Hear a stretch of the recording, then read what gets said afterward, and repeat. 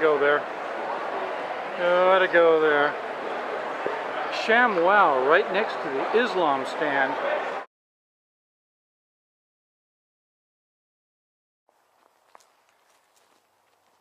Hi, how's it going? I wanted to weigh in on this Burn the Quran Day. I mean, let's just say from the start, I'm against it. I'm not saying that books are like so sacred that you can't burn a book. I don't like the idea behind it. This burn the Quran business is really like burning a flag or burning someone in effigy. I mean, you have a right to do it, but it's kind of an asshole thing to do. It doesn't serve any purpose, it just offends people. And I'm not burning a Quran tomorrow, and I'm not burning a Bible either. When I was at the state fair, I visited the Ask Islam booth. It's been quite a while there talking with these three really cool Muslim guys. I mean, had a wonderful conversation, and they seemed to enjoy it too. Wasn't confrontational anyway. I didn't, slam or anything like that. It's like this: if you show up at my door, I'm going to be a dick to you.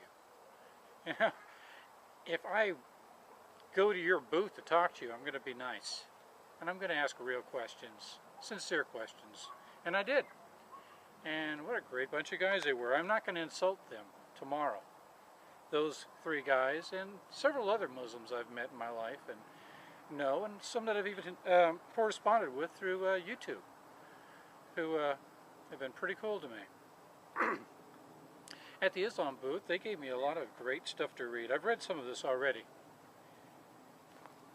Discover Islam, The Reader, and I did read that, and I'll probably read it again. Jihad, Striving for Peace. Jihad.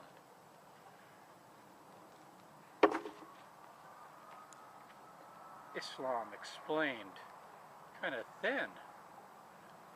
I think that explains it right there. Just kidding. Got some splaining to do.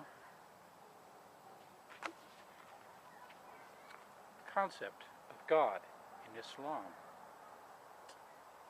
Same bearded sky daddy, different name. He just doesn't have any kids unless you count all of us. This is where we really had a good time talking. Those Muslim guys and me. We actually were laughing a bit, and people were looking over our ways wondering what we're laughing about. An infidel and three Muslims, although I didn't identify myself as an infidel. I hope that wasn't dishonest of me. It affects the conversation after that, so I didn't do that. Is Jesus really God? Boy, did we have a long time talking about that. And about the whole crucifixion story and the passion and the resurrection. And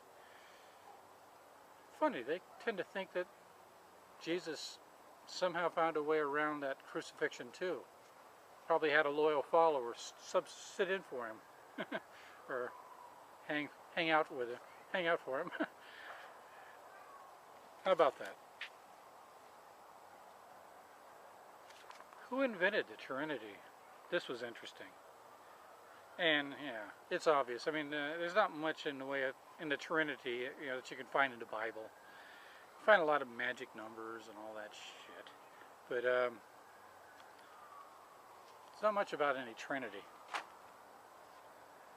What does Islam say about terrorism? Oh, by the way, they've got some information on the back. I'll put that down there. So if anybody wants to visit these fine people and ask them questions and whatever, you may do so. Concept of worship in Islam. And by the way, I didn't just take all their paperwork. I asked them, what would you recommend that I, a person who does not understand the Quran or Islam or Sharia or any of that, what would you say I should read? And they gave me just about everything. But we had a great time talking. Status of women in Islam. All right, we came a little close to almost arguing on that point, but we kept it friendly. Oops. That's a Baptist one. I went to the Baptist booth too. They're a bunch of dicks. First thing out of their mouth is, what church do you go to? How sure are you going to go to heaven or hell? What percentage would you say you're confident of your salvation? And I told them 0. And it just didn't sink in. I don't think they were prepared for that. I said, maybe less than 0. Is there less than 0? I don't think I'm going to the Emerald City either. Yeah, the Muslims didn't bother me about any of that shit. We didn't even talk about heaven, hell. They didn't ask me about my status. It's like, if you want to ask them a question, come up and ask them a question. Just be polite. Origin of the Quran. Very interesting. Talks about why it's all scrambled up into bits and pieces of this and that, and why it's supposedly holy because it can only be properly read in one language. You know, I write in verse, and I don't think it rhymes in any other language. Damn mosquitoes. Always get me here. I think my poetry probably only rhymes in English and maybe Italian. Maybe I've been writing miracle poetry, huh? Mystery of the Hajib. Haven't read this yet, still a mystery. But here is my pride and joy. They gave me a new Quran. Isn't that pretty? Look, it's a nice cover. It's beautiful, you know, geometric Arabic writing, and with the English. They said this is a good translation. Yeah. But still not good enough because it is still not in the right language, which I find amusing. But, as you can see, this is a gorgeous book. It's got, look at that. It's got a nice index at the end where I can find whatever topic I'm looking for, since it's all scrambled and all over the place, like, you know, like the book of Psalms. I mean, like Psalms, somebody turned the whole book of Psalms into one big holy book. Psalms is not my favorite. It's all versifying and praising and everything else, and you have to wade through it to find a tidbit of a scrap of anything concrete. But I'm not burning this book tomorrow. I'm not burning any Bibles either. The reason why is, like I said, if a book's old and worn out, I can see throwing it into garbage, even burning it. I'm not saying that this book, the Bible, or a Harlequin romance, I'm not saying any of these books are sacred.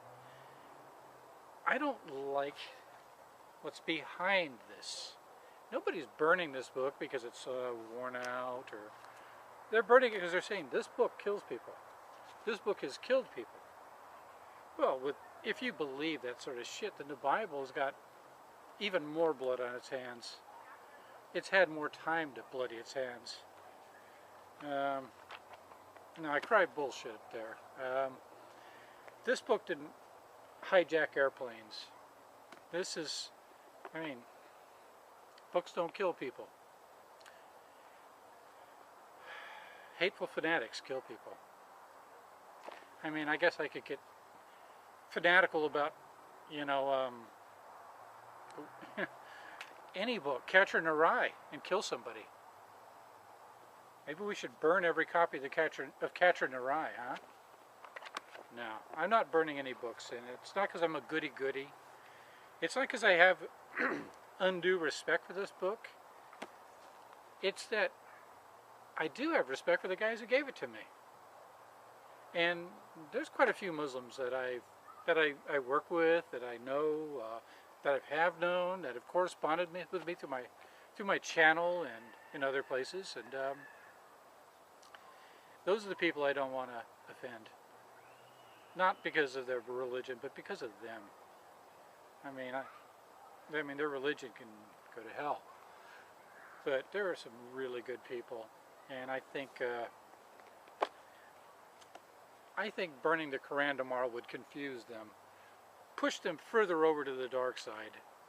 I mean, if we got moderate Muslims out there, and I know we do, we've got nice Muslims out there. We've got cool Muslims out there.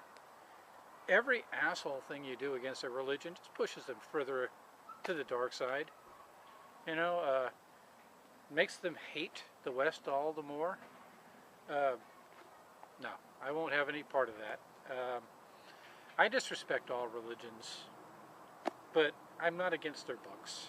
You know, because, I mean, the Iliad probably bloodied, you know, probably caused the death of some people too.